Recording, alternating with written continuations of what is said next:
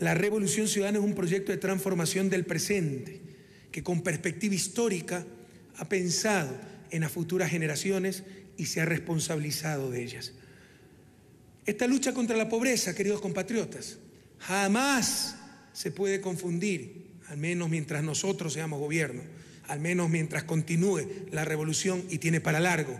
Esta lucha contra la pobreza jamás se puede confundir con paternalismo y con la correspondiente victimización que tanto daño han hecho a los mismos pobres, porque los inmoviliza, los vuelve objeto y no sujetos de su liberación.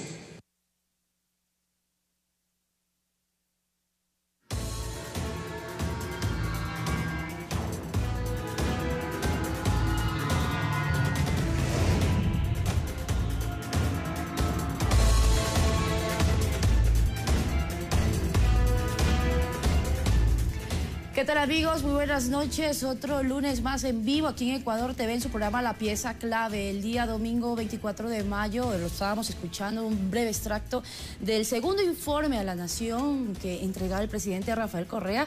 Llega un tercer mandato, 8 años de gobierno electo en las urnas, 3 mandatos que ha sido liderado por este proyecto de la Revolución Ciudadana por el presidente Rafael Correa. Yo creo que es un momento, todos creemos que es un momento oportuno para analizar los logros que se están realizando, y es por eso que tenemos con nosotros como invitado esta noche en nuestro panel al doctor Pavel Muñoz, quien es secretario nacional de Planificación. Doctor, muchísimas gracias por estar con nosotros. Gracias, lo mismo.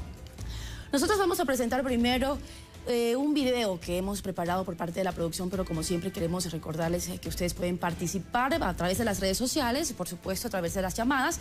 Están ya los teléfonos para que ustedes puedan llamar. Nuevamente queremos ratificar de que las llamadas no son filtradas, todos los tweets van a ser expuestos, así que su participación es muy importante.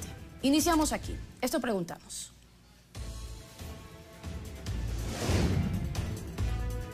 ¿Siente usted que Ecuador ha cambiado con este gobierno?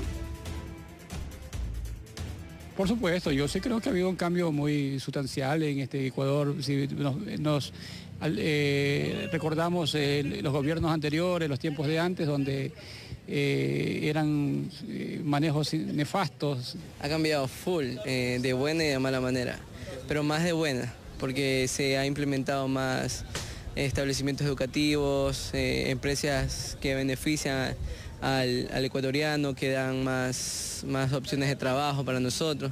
Definitivamente ha cambiado y yo creo que en casi todos los ámbitos que pudiéramos hacer referencia se evidencian muchos cambios. Por ejemplo, uno de ellos es la democracia. Sí, bastante. ¿Por qué? Por la economía, las industrias, las relaciones entre países.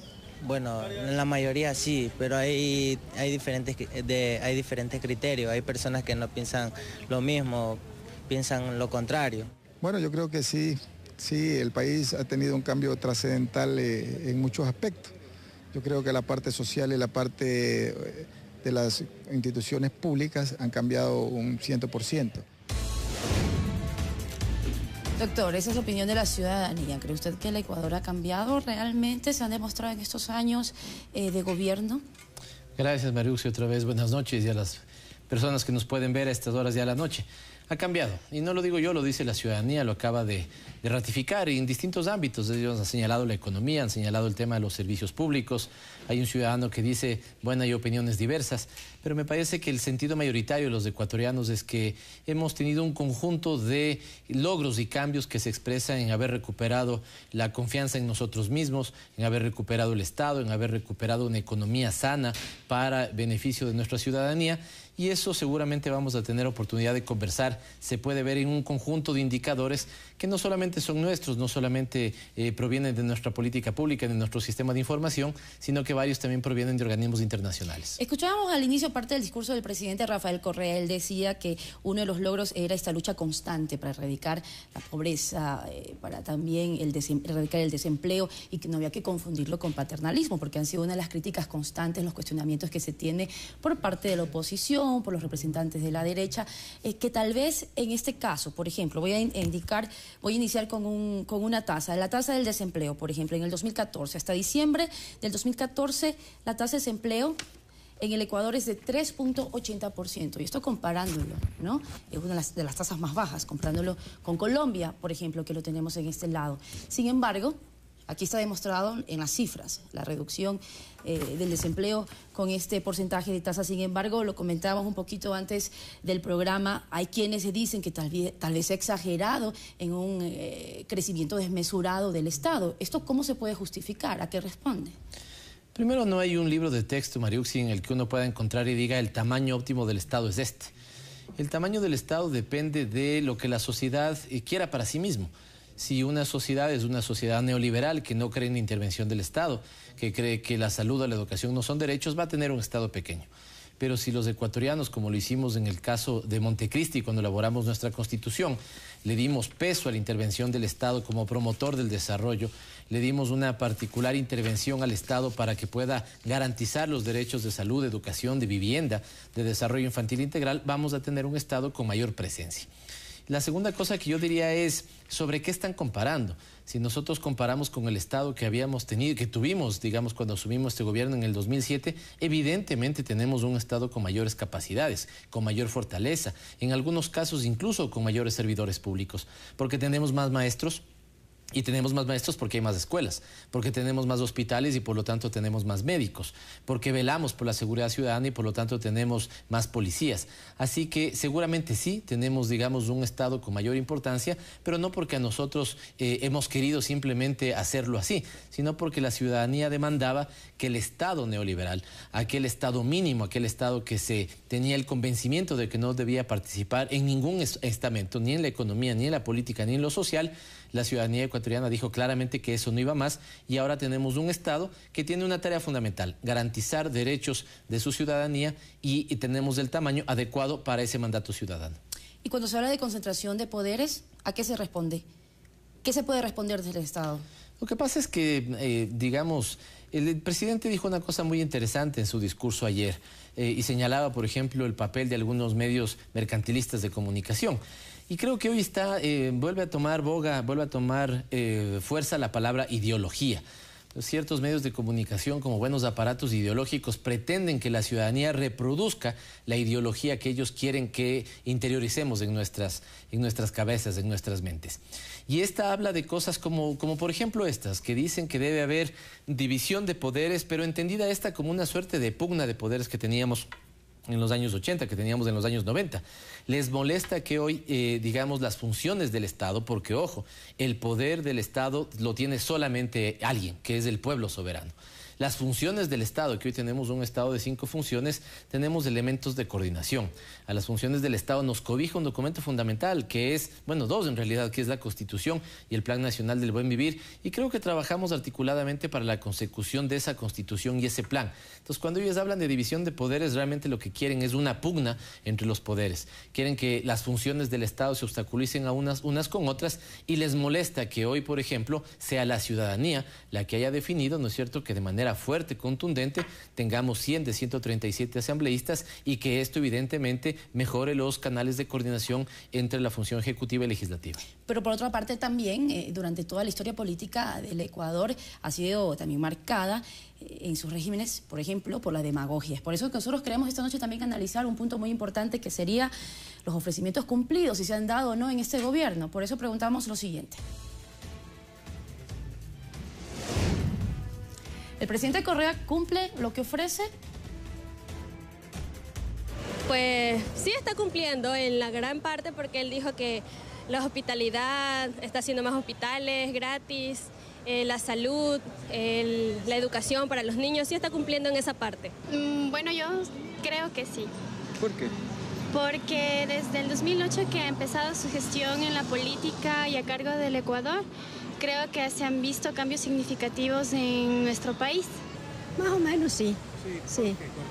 Porque desde que él está completamente las cosas más en mejor estado y todo está correcto, parece. Sí. Sí, ¿por qué motivo?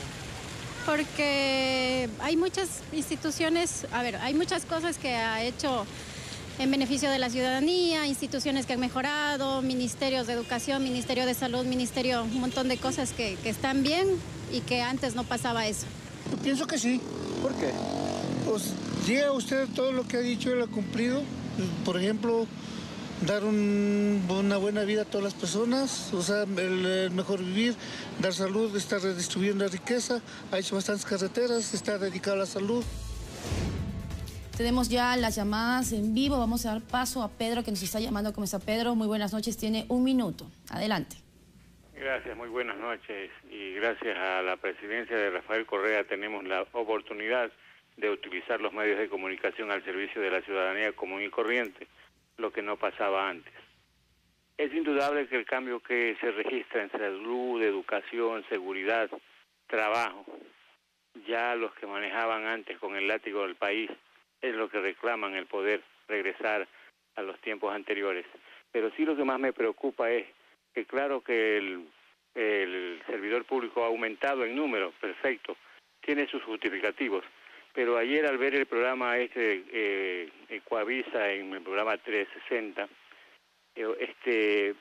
preguntaban la cantidad exacta de servidores públicos y llamaba bastante la atención que aparentemente no se acertaba con este número. ¿No podrían ser ustedes más contundentes hasta este trato de tratar de desprestigiar o tergiversar estos números y aquella oposición que se esconde en los medios de comunicación ser más claros y precisos para que no nos puedan mentir? Muchísimas gracias. Gracias a usted, Pedro. Vamos enseguida a dar paso a otra llamada y luego analizamos la pregunta, que también es un tema que es muy importante porque realmente, bueno, fue un reportaje que salió también el día de ayer. Vámonos con otra llamada, Joseph, desde Loja. ¿Cómo está, Joseph? Tiene 1 minuto también, adelante. Pues considero que el gobierno de Rafael Correa ha cambiado en muchos aspectos. La ideología de creer que el Estado, al ser público, tiene que ser carente de muchos objetivos, de muchas cualidades, y ha subido el estándar de en general los procesos de sistematización de la educación, de la salud. Creo que Rafael Correa ha cumplido y ha sido uno de los presidentes que ha mantenido siempre la ideología y ha contribuido al fortalecimiento del Estado y de Ecuador como imagen en el mundo. Gracias, Joseph. Bueno, vamos ahora sí a analizar el tema que estaba tocando Pedro hace un momento sobre un reportaje que se realizó en Ecuavisa. Entonces él decía, bueno, se desconoce realmente la cantidad del número de servidores públicos que existe, o existe tal vez una mala intención en este tipo de construcciones de reportajes. ¿Por qué no se dio claramente la cifra que se estaba pidiendo? Vi el reportaje y me parece que estos son reportajes que no informan, digamos, parten de una convicción y construyen todo para mostrar lo que ellos quieren mostrar. Ellos partieron de la tesis de que el Estado es obeso y por lo tanto toda la información que cualquiera de los ministros que tuvimos la posibilidad de intervenir hubiéramos puesto en servicio, digamos, de la información, fue llevada al andarivel de mostrar lo que ellos quieren mostrar. Insisto sobre esta idea, ¿obeso sobre qué? ¿Cuál es el parámetro? ¿Quién nos ha dicho, digamos, cuál es el Estado anoréxico y cuál es el Estado obeso? Efectivamente, el Estado que teníamos en la época neoliberal era un Estado anoréxico que no tenía capacidades. ¿Y a qué me refiero con capacidades? No planificaba. Partía del supuesto de que la mano invisible del mercado hacía la regulación de la oferta y la demanda y todo quedaba, digamos, regulado, autorregulado. Partía de una cosa que fue terrible en 1994. Partió del supuesto de la desregulación. Y la desregulación se hizo evidente en la Ley General de Instituciones del Sistema Financiero del año 94. Esa ley dijo, el Estado no debe intervenir, el órgano de control no debe ni controlar ni regular. Se dejaron en libre flotación las tasas de interés y ese fue el inicio del debacle de la crisis que tuvimos en el año 99. Ahí aplicó, ¿no es cierto?, su tesis, la tesis del Estado mínimo, la tesis del Estado anoréxico, que no planifica, que no interviene, que no regula, y los efectos que tuvimos fueron esos. Seguramente más adelante, Mariuxi, vamos a poder ver los datos de pobreza y podemos ver cómo desde 1995 hasta el 2006 bajamos solo 1 punto en pobreza, es decir, tuvimos una década perdida. ¿Cuál es el Estado entonces adecuado, bueno, óptimo, sano, delgado, esbelto? Ese, el que no tenía capacidades de intervención. Esto no es así. Pero yo creo, doctor, que lo que trataba de demostrar, o por lo menos este programa, la estructura de ese reportaje, era un poco decir a la ciudadanía, es desmesurado realmente. ¿Por qué tantos servidores públicos? ¿Se han aumentado el número de instituciones públicas? ¿Se han cerrado más? ¿A qué se responde? ¿Cómo se puede justificar para que la ciudadanía un poco entienda esto?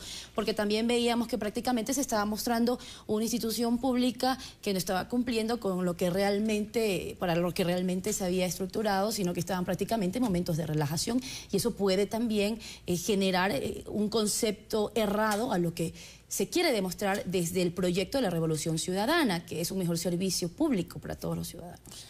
Bueno, el dato concreto lo dio ayer el ministro de Finanzas. ¿Y por qué es un dato concreto el dado por el ministro de Finanzas? Porque él tiene la nómina.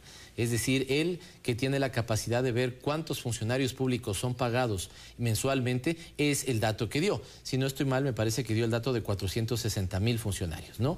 Pero insisto, sobre la base de qué referencia le estamos comparando. Pero un dato interesante, Mariuxi, no sé a qué cámara me puedo referir, tal vez a esa misma, sí, ¿cierto? Fíjese en cómo, ecuatorianos, estos son los datos que nos salen. Bueno, ayer ventajosamente este medio de comunicación, en este programa sí lo señaló. Quiero que nos enfoquemos en este de aquí. Es un poquito pequeño, pero es un tema fundamental. Nosotros creamos 43 entidades, es cierto, pero lo que no se suele decir es que nosotros eliminamos 99 entidades, ¿sí? Porque el tipo de Estado con el que nos encontramos, y sinceramente no pensé que íbamos a tener esta pregunta, pero vengo preparado con este gráfico que me parece muy bien. ¿Cerradas por qué, por ejemplo? ¿Bajo qué parámetros se han cerrado estas instituciones? Cerradas por esto. Este es el organigrama con el que nosotros encontramos la función ejecutiva en el año 2007. Aquí hay dos problemas, o hay varios problemas si ustedes se fijan, ¿cierto? Claro, no lo van a poder leer, pero yo les explico.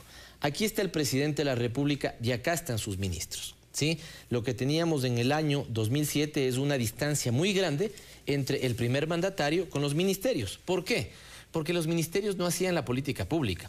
Aquí la política pública venía dictado por la famosa unidad ejecutora financiada por el Banco Mundial o por el Banco Interamericano de Desarrollo, y es por eso que todas estas entidades que están aquí señaladas en este óvalo azul son entidades adscritas a la presidencia, ¿ya? Entidades que no tenían sentido, que se duplicaban muchas veces con los ministerios, que se triplicaban con otras entidades.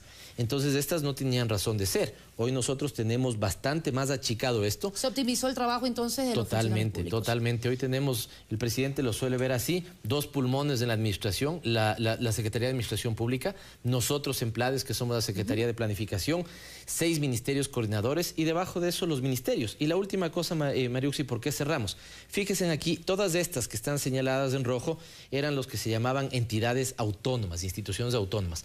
¿Autónomas para qué? Para hacer lo que querían. ¿Autónomas para qué? Para no cumplir la política pública de nadie o para ponerse los sueldos que les interesaba. Eso se contrasta también, yo sé que tenemos una llamada al aire, por favor nos espera un segundo. Lo que decía Joseph, la segunda llamada, ¿se ha cambiado la etiqueta realmente de que el servicio público siempre era de mala calidad y que era deficiente? Yo creo que sí. Es la ciudadanía la que lo dice. Y ahí hago referencia a una encuesta que hacemos nosotros en el Instituto Nacional de Estadísticas y Censos, donde se le pide a la ciudadanía que califique sobre 10 la calificación de los servicios públicos, ¿no? Me parece que en este momento está en el 7,8, básicamente está llegando a 8 sobre 10. Ojo, tenemos que mejorar muchísimo. Tenemos todavía algunas instituciones que no hemos penetrado a esa burocracia que todavía es indolente, que no atiende bien a la gente, que no tiene calidez en el servicio, pero me parece que también la ciudadanía reconoce que tenemos una mejora en los servicios, tenemos un cambio generacional en el servicio público. Mariuxi, esto es bien interesante, tenemos muchos jóvenes ahora en la función pública. Que antes poca oportunidades tenían. Poca oportunidad tenía porque un funcionario de muchos años tenía ya consagrado ese puesto. Hoy tenemos gente con 2 maestrías que habla 1 o 2 idiomas y al final creo que eso se va a traducir en mejores servicios a los ciudadanos. Vamos a otras llamadas que están en espera. ¿Continuamos? Carlos nos está llamando. ¿Qué tal, Carlos? Un minuto también. Adelante. Gracias por llamar. Carlos, ¿nos escucha? Sí. Adelante. Buenas noches. Buenas noches. Sin duda... ¿Aló? Sí, le escuchamos. Adelante. Buenas noches. Sin duda, la evaluación que yo hago de la gestión actual tiene las siguientes características. Por un lado, estabilidad social, estabilidad económica, estabilidad política. Y esto puede ser equitativo con este concepto del que hablaba el presidente Correa, equidad. y en educación una revolución totalmente impresionante. Sin embargo, hay un dato que todavía me preocupa. Si revisamos las cifras del INE, el índice de lectura de los ecuatorianos, vemos que los ecuatorianos leemos poco, menos de un libro por año. Y entonces no olvidemos que un país que no lee definitivamente corre el riesgo de volver a un pasado terrible como el pasado del que nosotros salimos gracias al gobierno de Rafael Correa y la Revolución Ciudadana. ¿Cuáles son las propuestas en este campo, en el campo de la lectura y en el campo de la cultura?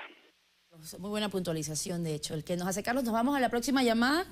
Puerto Viejo nos está llamando Luis, adelante. Bienvenido, 1 minuto tiene también. Ya, muchas gracias. Muchas gracias.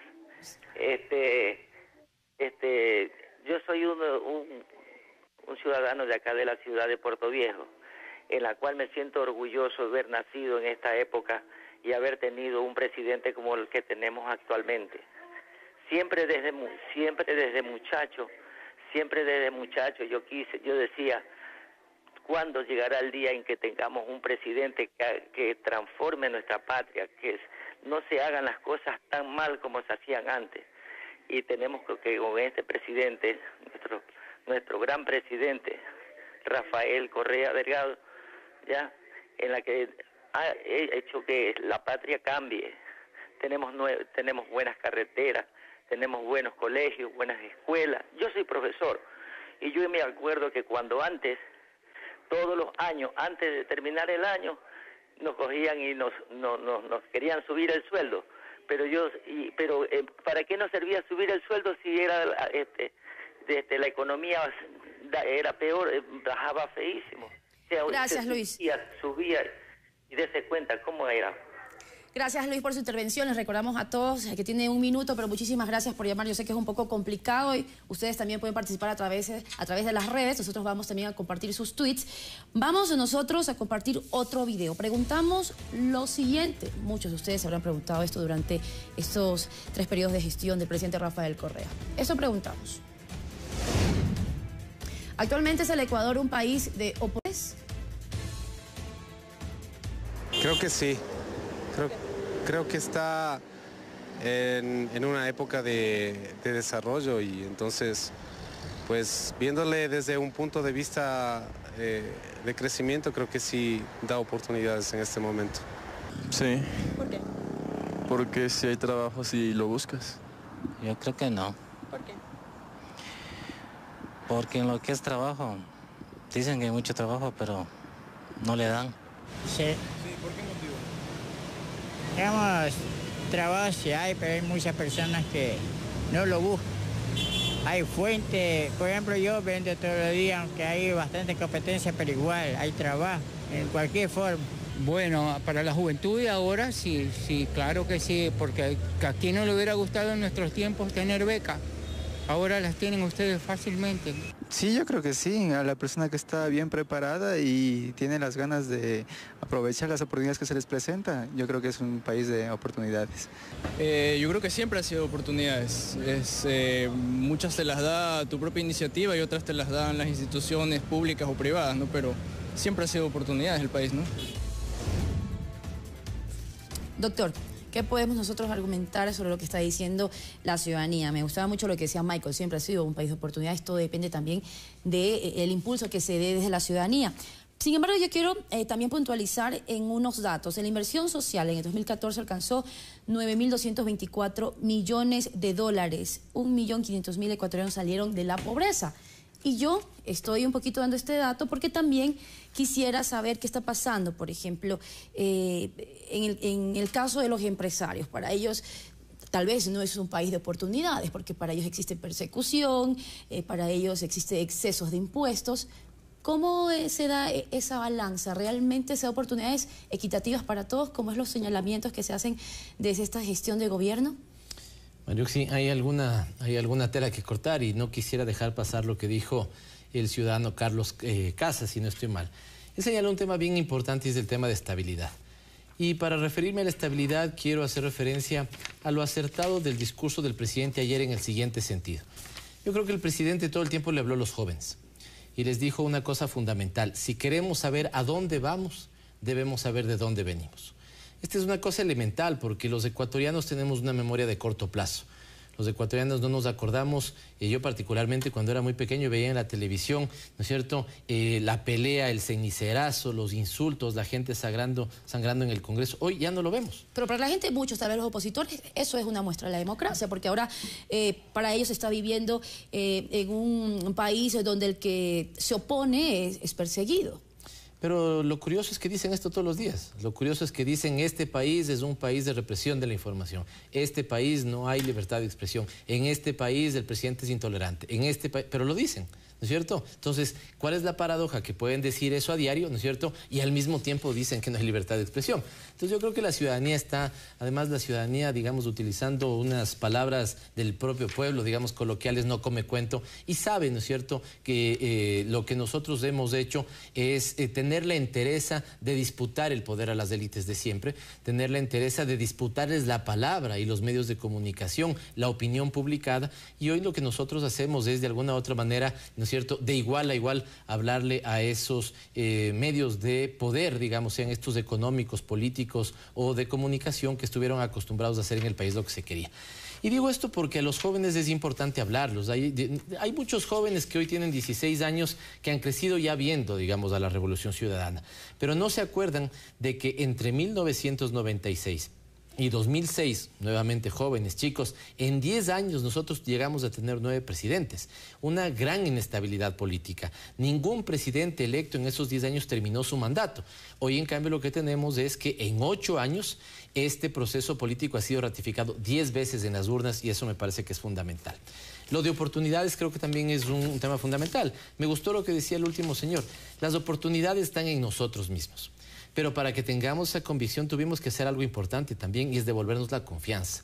Los ecuatorianos nos asumíamos como, digamos, el ejemplo de todo lo malo, ¿no? Se decía que éramos corruptos, que éramos vagos, que no teníamos capacidades, ¿no es cierto?, que no podíamos estudiar afuera. Hoy tenemos 10.600 chicos estudiando en las mejores universidades del mundo. Becas adjudicadas. Que están ahí. Ayer la parte más emotiva desde mi punto de vista es cuando, no recuerdo el nombre lastimosamente, pero a esta chica que fue madre, digamos, a los 15, 16 años, que tuvo que ver a su mamá partir, como migrante, ¿sí?, decidió volver a estudiar y sacó la calificación perfecta, 1000 sobre 1000 en el examen para admisión a la educación.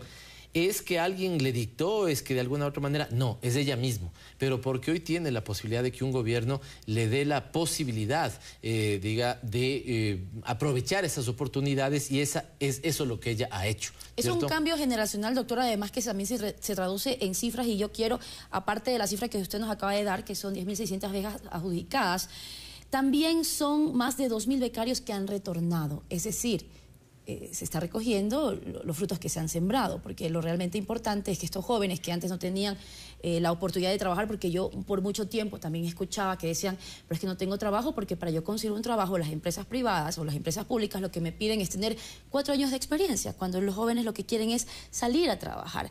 Son más de 2.000 becarios que han retornado. Esto de aquí se convierte en un cambio generacional que favorece al país y que de alguna forma también se traduce en los esfuerzos que está haciendo el gobierno. Sí, y fíjese cómo esta que se llama la pieza clave, ¿no es cierto? Fíjese cómo las piezas han ido coincidiendo. Nosotros hicimos una reforma a la educación superior ecuatoriana y dijimos que las universidades, si es que van a formar a nuestros chicos, deben tener alto nivel de formación.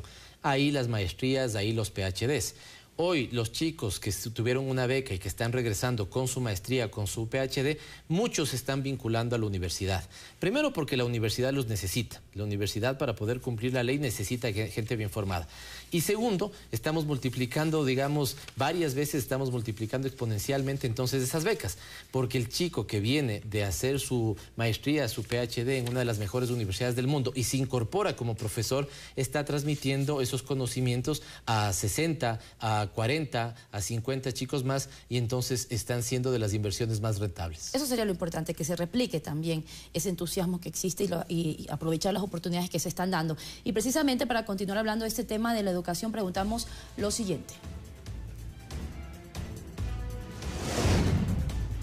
¿Ha cambiado la educación en el Ecuador?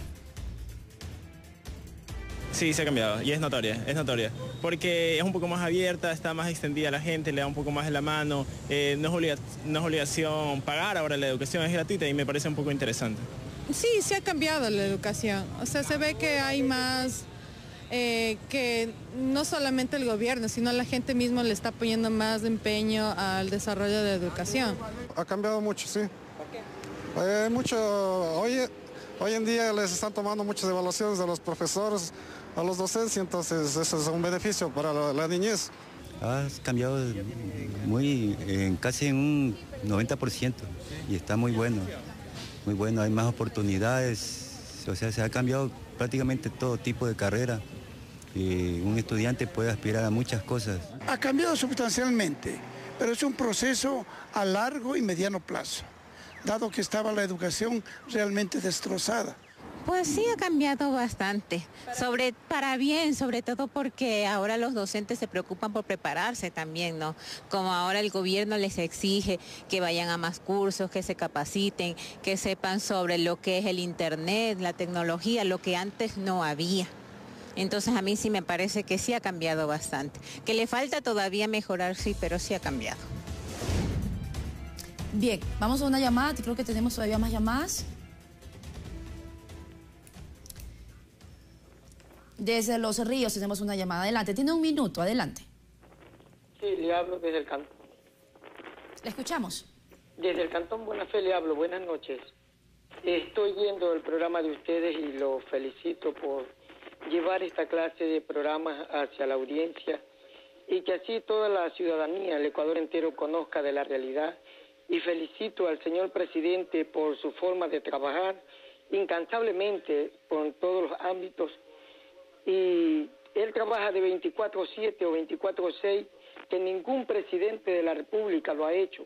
Y estoy muy orgulloso de ser ecuatoriano y de tener un presidente que ha trabajado y que sigue trabajando en beneficio de todos los sectores de la población como es el Ecuador. Yo felicito a cada uno de ustedes, de los integrantes de Ecuador TV, y al señor que está ahí ahorita con usted, mi querida periodista. Lo felicito y felicito al señor presidente de la República desde el Cantón Buena Fe, provincia de Los Ríos. Un abrazo a todos quienes nos ven desde el Cantón Buena Fe. Muchísimas gracias, Inocente. ¿Tenemos otra llamada? Ana desde Quito. Tiene un minuto, Ana, adelante. Quiero felicitar al señor presidente, a todos sus ministros y a todas las personas que están laborando y trabajando para mejorar este Ecuador que nunca se le conoció de esta manera. Yo pido a Dios, y por Dios recordemos, no queremos huelgas, no queremos peleas en el Congreso, no queremos paros de los taxistas, de los transportadores, no queremos niños que abandonen las escuelas, jóvenes, señoritas que no pueden ir a educarse, a estudiar. Ahora, si quieren ser oficiales de la Policía Nacional, antes costaba mucho dinero, ahora solo se necesita dedicación y serán unos oficiales de la Policía Nacional. Quieren ser oficiales de las Fuerzas Armadas, del Ejército, de la Aviación, de la Marina, jóvenes. Solamente dedíquense, estudien y todo lo que antes era imposible, ahora es posible.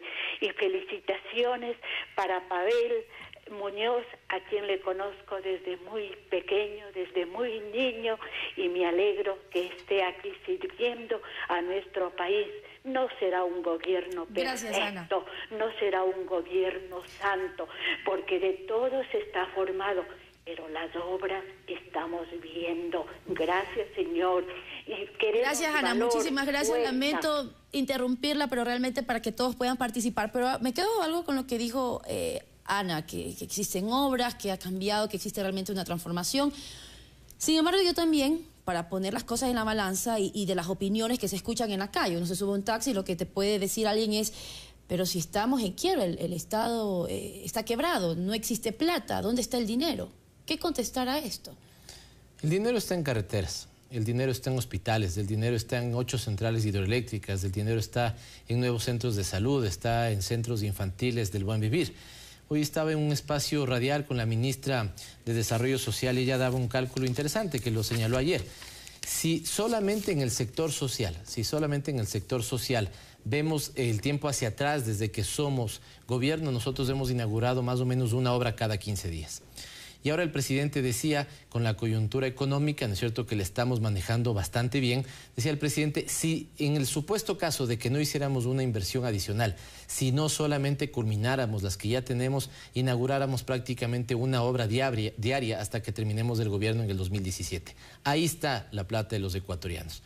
La plata de los ecuatorianos no está depositada hoy en bancos de Estados Unidos ganando menos del 1%. La plata de los ecuatorianos está inteligentemente invertida. Además, en cosas que bien las decía el presidente también ayer, que si los gobiernos de antes las hubieran hecho, nosotros no tuviéramos que haberlas hecho. Si los gobiernos de antes hubieran eliminado esta lógica de las barcazas para la generación de electricidad cara, de electricidad, digamos, ambientalmente poco amigable, no tendríamos que hacer hoy las inversiones. Nosotros estamos haciendo inversiones que cuando estén listas, solamente en el caso de las hidroeléctricas, le ahorrarán más o menos 1.200 millones de dólares anuales del país. Pero, Mariuxi, déjeme salir un ratito los datos y dar dos cosas que me parece que han sido interesantes, que señalaba. Ana, por ejemplo, se escuchaba una voz madura, una voz con experiencia que decía, no queremos volver, ¿no es cierto?, a ese país que se paralizaba, ese país de huelgas. Y junto a esto, con una llamada que hacía un señor que decía, yo soy maestro. Y les diría yo a ellos, pero fundamentalmente a los estudiantes que en estos 8 años han ido a clases, que han ido a clases puntualmente, que se han tenido que demorar el inicio de su clase ha sido por temporadas invernales. Pero antes no era nada raro que tengamos un mes, casi 2 meses, ¿no es cierto?, sin iniciar clases porque los maestros estaban impagos y porque hacían unas huelgas para poder recibir sus remuneraciones. Y por la infraestructura. O la otra cosa que me parece súper interesante, que a ratos no valoramos. Antes de este gobierno y antes de que tengamos justamente este canal, que no es un canal de gobierno, que es un canal público, es del Estado ecuatoriano, me parece que hubiera sido impensable que nos estén viendo y escuchando desde un cantón, ¿no es cierto?, como un cantón Buena Fe.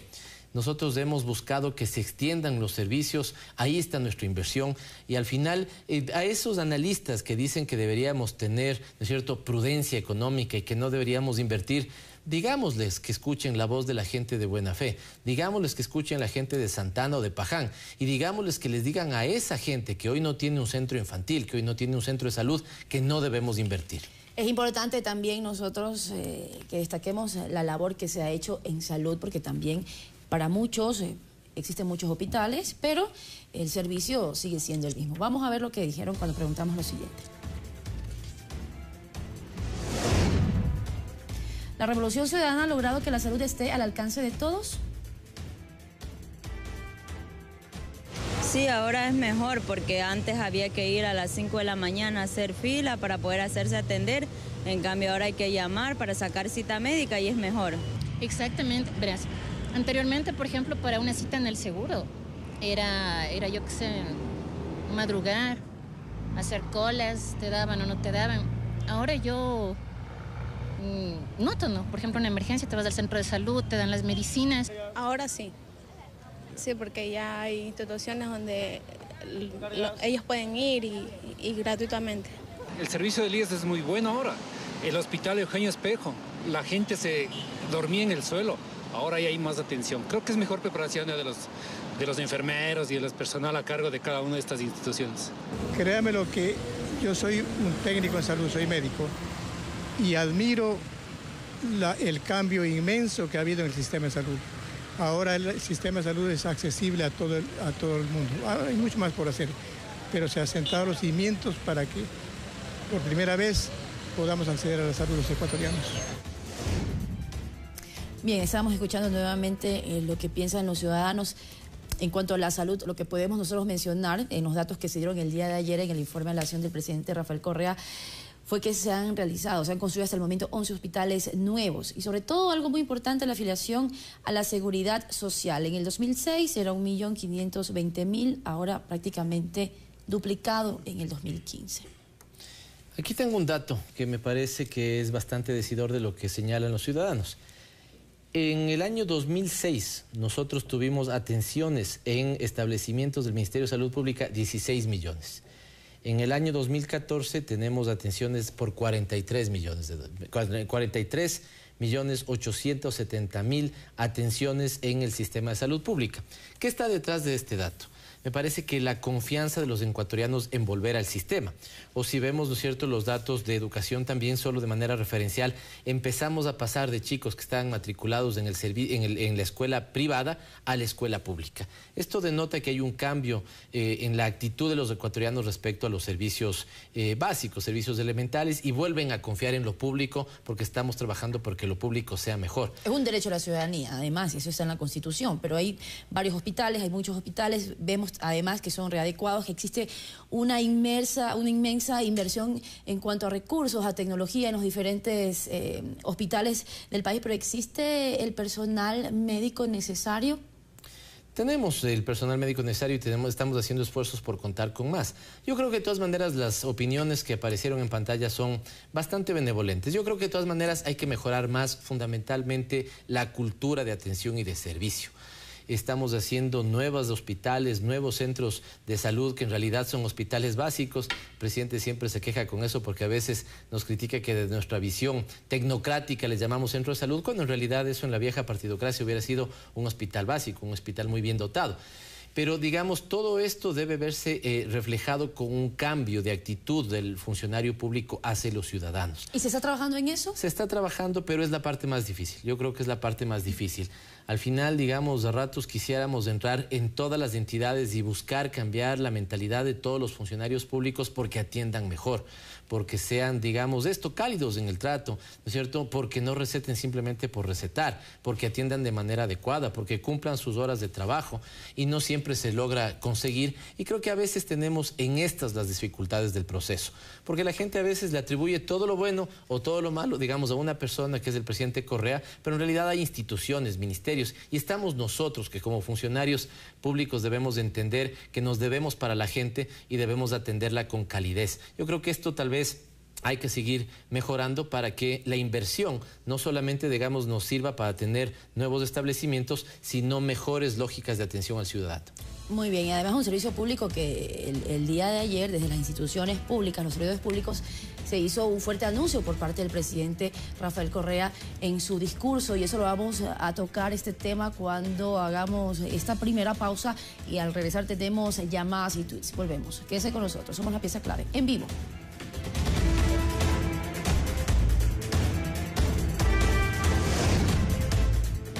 Los cambios sociales no están a la vuelta de la esquina, no están al alcance de la mano en lo inmediato, son una larga construcción colectiva de esfuerzo, de trabajo, de errores, de aciertos, de compromiso, de sacrificio. Lo dijo José Mujica.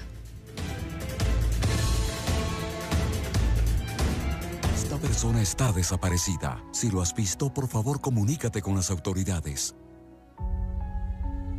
Corazón de Jesús Díaz Espinosa. Desapareció el 18 de mayo del 2013, en Quito, Pichincha. Hoy tendría 85 años.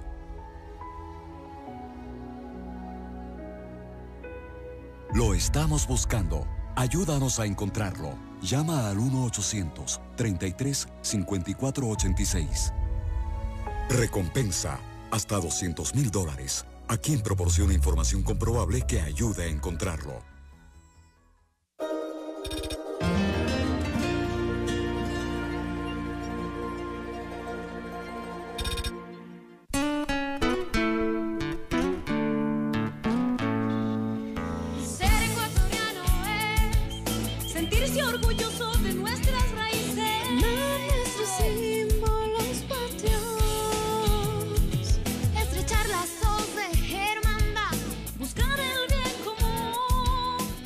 Ecuatoriano, si tienes de 18 a 22 años de edad, te invitamos a ser parte del servicio cívico-militar el sábado 6 de junio de 2015, de 8 a 17 horas, en los centros de movilización del país. Vive el servicio militar, una oportunidad de vida.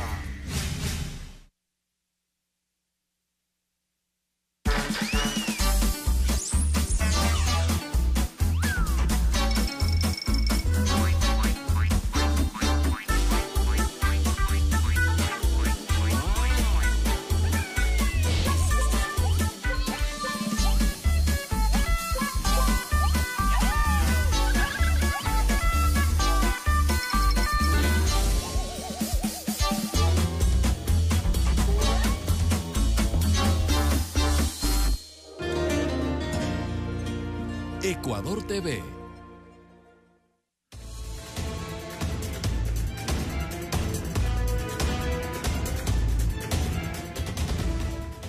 Bien, estamos de regreso analizando lo que fue el 24 de mayo, el anuncio, el discurso, el informe anual que entrega el presidente Rafael Correa ya en un tercer mandato reelecto en las urnas. Y algo que se habla mucho es el modelo económico del Ecuador. ¿Es estable realmente? ¿Existe seguridad financiera, política en este país? Eso lo vamos a analizar, es por eso que preguntamos lo siguiente. ¿Ecuador es un país estable políticamente? Yo pienso que sí. ¿Por qué? Sí. En comparación a los años anteriores, por ejemplo, desde Abdalá Bucaram, luego fue Alarcón, luego fue Yamil, o sea, hubo en un periodo corto, en menos de una década, hubo varios cambios. Ahora estamos desde el 2006, me parece que es, con una estabilidad prácticamente que asciende. Sí, si comparamos hace 8 años atrás, yo creo que la estabilidad está presente. Políticamente considero que sí, con algunas desfases que puedo observar, ¿no? Yo creo que el Ecuador actualmente, bueno, como en todos los gobiernos, siempre va a haber personas que estén a favor y en contra, y creo que se ejerce la democracia en todo sentido porque se escucha y se da la posibilidad de que cada persona de cada partido opine. Bueno, últimamente ha demostrado la estabilidad con este gobierno que tiene, pero anteriormente ha habido mucho trajeteo político como todo el mundo lo sabe, ¿no? Entonces, por ahora se nota una estabilidad en este país. Doctor. Sí, totalmente. Y lo decía yo hace un momento, ¿no? Bastaría recordar los 10 años que tuvimos entre el año 96 y el 2006. Insisto sobre esta idea, 3 presidentes electos, ninguno terminó su mandato. Pero hay otra cosa que es importante y que da cuenta de esta estabilidad. Realmente el presidente Correa, su gestión, la gestión del gobierno en realidad, pero él es el que está al frente de este proceso, es una suerte de fenómeno político para ser analizado. ¿Por qué digo esto? Porque muchas veces un presidente que esté en funciones 4 años, 5 años, empieza a mostrar los desgastes de la gestión, que son absolutamente normales. Los presidentes toman decisiones, los presidentes, digamos, promueven leyes, los presidentes pueden vetar una ley, los presidentes toman decisiones que son muy populares o impopulares, algunas otras, y tienen desgastes de gestión. Pero es increíble, revisen, a pesar de que hay una utilización de los datos siempre como conviene, pero hace poco la revista Vistazo hace un análisis, me parece que es de una década, pone algunos presidentes y vean cómo el presidente ha mantenido unas popularidades arriba del 60%. Es un presidente que en estas famosas encuestas, me parece que la una es Mitofsky y otra que hacen centros de opinión pública, le ponen como, digamos, entre los 3 primeros lugares a nivel no solamente latinoamericano, sino a nivel mundial. La última valoración que hubo del presidente fue segundo en el mundo después del presidente Putin de Rusia. Y esto da cuenta evidentemente de un gobierno y de un presidente que ha tomado las decisiones en favor de los ciudadanos. Es indudable también que ha existido un apoyo internacional a la gestión. Y más allá de un apoyo, se puede decir que muchas veces, yo soy testigo también de eso, cuando el presidente invita a los periodistas de todos los medios, para recalcarlo además, de todos los medios que se dicen opositores, acompañarlo en lo que es su gestión internacionalmente y se puede un poco ser testigos de cómo otros gobiernos quieren conocer qué es lo que se está realizando y por qué ha funcionado así. Sin embargo, yo quiero hacer una pregunta y lo decía antes de la pausa. ¿Por qué el presidente Rafael Correa, 3 veces reelecto, ya en su segundo informe de esta gestión, cuando tiene la oportunidad de resaltar los logros de esta gestión, termina un discurso dando un anuncio de que se va a denunciar corrupción dentro de las filas de Alianza País? Porque un presidente de la República, pudiendo tener la oportunidad de resaltar nuevamente lo que se ha logrado, hace esto. Porque nosotros no hacemos las cosas solamente para tener aplausos, sino hacemos lo que nos parece correcto. Y el presidente me parece que ayer ha hecho una cosa fundamental y por eso recibió aplausos de pie. El presidente dijo cosas como estas: contratistas, no sean tolerantes con alguna muestra de corrupción. Si alguien a ustedes les pide, y me permito hacer mías las palabras del presidente, si alguien a ustedes les pide $1, denúncienlo, por favor, ¿ya? Porque este es un combate que es nacional. Que y no sería algo realmente del gobierno. Estado, porque muchas personas dirían, ¿cómo voy a llamar? Pero si son del gobierno, tal vez mi denuncia se quede simplemente en eso, en una simple se denuncia. se ha puesto una línea especial para eso, se protegerá la denuncia, se protegerá la integridad y la identidad de las personas que lo hagan así, pero también es otro anuncio a los propios funcionarios, ¿no es cierto? Que no estemos dispuestos a recibir un centavo, digamos, por nuestro trabajo, porque nuestra gratificación está remunerada, digamos, puntualmente, y segundo, porque nuestra gratificación es ver que las cosas están cambiando. Así que hay países, y fíjense en que lo que está pasando en América Latina, en el caso de Argentina, en el caso de Brasil, empiezan a aparecer denuncias de estas. Y qué bueno que nosotros, si nosotros mismos podemos tomar el toro por los cuernos, y si encontramos algún caso de estos dentro del gobierno, yo tengo la convicción de que al presidente no le temblará la mano ni la voz en denunciarlo y pararlo. Es un tema que esperemos que no suceda, que no pase, pero también, ¿no es cierto?, hay una cantidad, infinidad seguramente de funcionarios públicos sobre los cuales uno no logra tener control, que sepan que el único que nos interesa que esté vigilante no es el presidente ni una determinada función, que sean los propios ciudadanos. Los ciudadanos deberían ser vigilantes de que cumplamos con total ética nuestro trabajo. Bien, momento de conocer también las opiniones a través del Twitter. Vamos a ver lo que han compartido nuestros amigos a lo largo de este programa. Gustavo Ulloa nos dice: el servicio al cliente ha mejorado en la salud pública, pero los médicos cubanos de consulta externa dejan mucho que desear. Rápidamente, ¿qué se le puede decir a esto? Yo lo decía hace un momento, efectivamente, yo creo que en cultura, en buen trato a la ciudadanía hay que mejorar y estamos en esa tarea. Continuamos con el próximo tuit. Fichulí nos dice un rotundo sí: hoy tenemos una mejor educación, seguridad e infraestructura, hoy tenemos patria. Otro tuit, Galo Escudero: es claro y evidente que el cambio ha sido para bien y como todo cambio requiere de sacrificios. Continuamos. José Augusto: por supuesto, las muestras son las obras, los hospitales, unidades educativas, el sistema vial, hidroeléctricas. Otro tuit. Marx nos dice: somos el ejemplo, el prototipo, la matriz para el cambio, la liberación, el buen vivir en el mundo. ¿Tenemos otros? José Augusto: sumando políticas que mejoran la calidad de vida y conocimiento que 7 gobiernos anteriores no pudieron atender. Vamos con otros. Ángel Sterling: solo los ciegos del alma no ven la transformación del país para bienestar de todos. Patricio Salgado también nos dice: ha cambiado mucho, es muy positivo la labor del gobierno actual. Ya con eso nosotros cerramos el último tuit. Juan Carlos Obando: Ecuador cambió totalmente, dio un giro de 180 grados. Saludos cordiales. Gracias a todos por participar. Muchos tuits se han quedado afuera. Yo también de mi cuenta estoy retuiteando las opiniones de nuestros amigos. Muchísimas gracias, como siempre, por ustedes estar atentos a los temas que se tocan, y este tema fundamental, analizar si realmente se han logrado los propósitos que ha tenido este proyecto de la Revolución Ciudadana en estos años de gestión. ¿Cuál sería, doctor, la pieza clave para finalizar aquí el programa? Hay un tuit que señalaba el tema de sacrificio y me parece que es interesante porque hay una figura que utilizó el presidente ayer que creo que es fundamental. Nosotros somos un gobierno de convicción socialista, nosotros somos un gobierno que tiene ideales progresistas, y el presidente decía: en los años 80, en los años 70, incluso en los años 90, muchos hubieran muerto por la mitad de lo que nosotros hemos hecho, por el 10% de lo que hemos logrado. Creo que es importante que los grandes logros se han hecho en democracia. Creo que es importante que hay detrás una ciudadanía cada vez más vigilante, más empoderada, y me parece que esto es fundamental, porque si queremos defender no los logros de una persona, ni los logros de unos ministros, ni de un gobierno, si queremos defender lo que la sociedad ha avanzado en este tiempo, bueno, pues necesitamos ciudadanos empoderados para que vigilen, que quien venga después, sea quien sea, no se le ocurra intentar volver al pasado. Bien, vamos a otra llamada, yo creo que tenemos tiempo. Sí, una llamada más. ¿Nos Cuenca? ¿De Cuenca? Miguel, ¿cómo está? Un minuto, sí. Finalizamos con usted. Adelante. Buenas noches, muchas gracias. Quiero también reiterar mis felicitaciones como los demás participantes.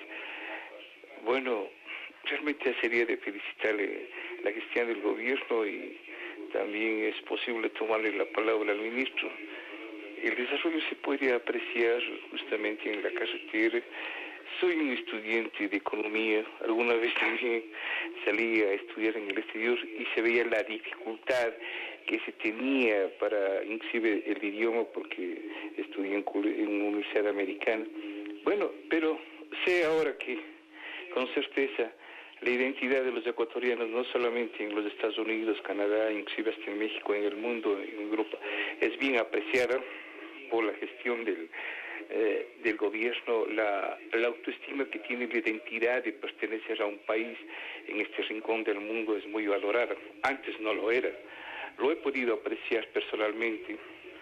Y digamos, en Cuenca, por ejemplo, que a veces es una ciudad en el interior, y se ha visto el aprecio que tengo, inclusive las llamadas internacionales. Gracias, Miguel, me da mucha pena tenerlo que cortar, pero yo realmente estoy un poco preocupada por el tiempo, pero yo creo que es necesario finalizar con este último video, y aquí sí ya finalizamos realmente. Disculpe, doctor, porque le dije que finalizamos, pero bueno, vámonos con este video. Veamos rápidamente. ¿Se siente orgulloso de ser ecuatoriano? ¿Por qué? Sí. ¿Por qué? Debido a que es un país que está en progreso, está saliendo de los países tercermundistas y más que todo hay mucha riqueza natural. Yo claro que sí. ¿Por qué? ¿Por qué? Porque me gusta mi país, porque tiene unas culturas maravillosas, unos paisajes hermosos, una comida típica inigualable. Y aparte de eso, que el petróleo, las flores, o sea, tenemos de todo nosotros en el Ecuador. Muy orgullosa. ¿Por qué?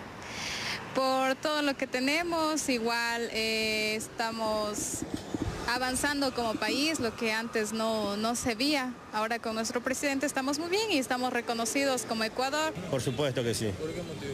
Porque nací aquí, tengo que sentirme orgulloso de mi país, pero con ciertas vicisitudes. Claro que sí. ¿Por qué? Porque mi patria es primero. Y me siento bien viviendo aquí. Claro, 100% orgulloso ecuatoriano. Si volviera a nacer, quisiera ser ecuatoriano. De ver cómo mi país, últimamente, cómo se está estableciendo, no solamente nacionalmente, sino que es reconocido internacionalmente. Y le hago la misma pregunta para finalizar. Doctor, ¿se siente orgulloso de ser ecuatoriano? ¿Por qué? Súper orgulloso, súper orgulloso. Y yo creo que hay un tema fundamental. En estos 2 años que nos quedan de gobierno, nosotros vamos a sembrar alegría en el corazón de los ecuatorianos para sentirnos más orgullosos de lo que somos y de los cambios.